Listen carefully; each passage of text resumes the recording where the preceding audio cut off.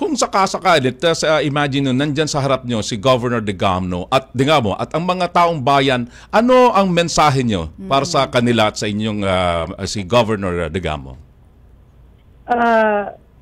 Last night I was telling my husband, Ruel, wala na hindi ka na talaga pwedeng makasama namin except for the beautiful memories that we have had. The love that until today comes from your people na talagang nafe-feel din namin. Pero talagang inassure ko siya na I hope you're happy now. Naalala ko rin when my husband was alive, he was really bragging na sinasabihan niya ako, alam mo, Janice, talagang I feel that President Bongbong is a good friend. And he was the first to tell he was the first governor who told President Marcos na I am with you in your journey sa presidency.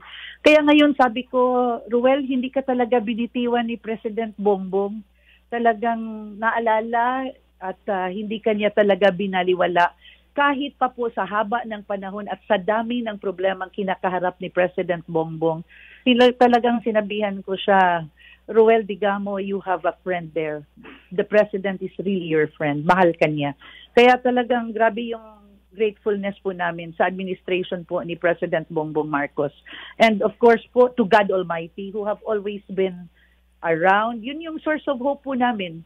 Talagang pag nadi-discourage kami, sinasabi ko talaga, God, you are a God of justice. Huwag mo naman kaming bitawan dito. Sa inyo po kami nakakling po.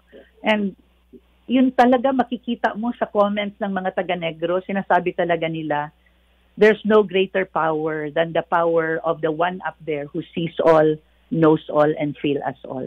Kaya talagang grabe po yung gratefulness namin. And to everybody praying for us, sympathizing with us, at hindi bumitaw, kasama namin hanggang ngayon po.